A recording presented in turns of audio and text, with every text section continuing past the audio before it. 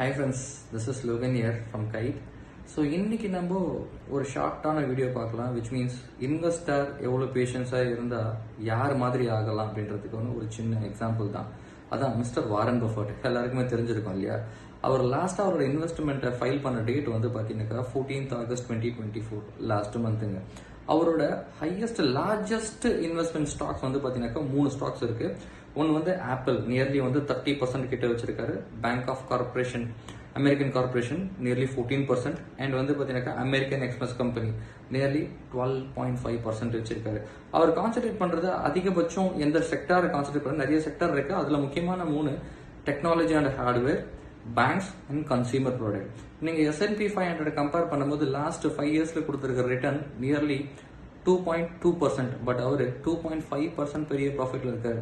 So what you understand in this video, investment பண்ணுங்க, கொஞ்சம் பொறுமையா இருந்தீங்கன்னா மார்க்கெட்ல பெரிய லெவல் லாபம் சம்பாதிக்க முடியுன்றதுக்கு எக்ஸாம்பிள் நான் சொல்லல, வாரன் பஃபட் சாரோட போர்ட்ஃபோலியோ சொல்லுது. தேங்க்யூ.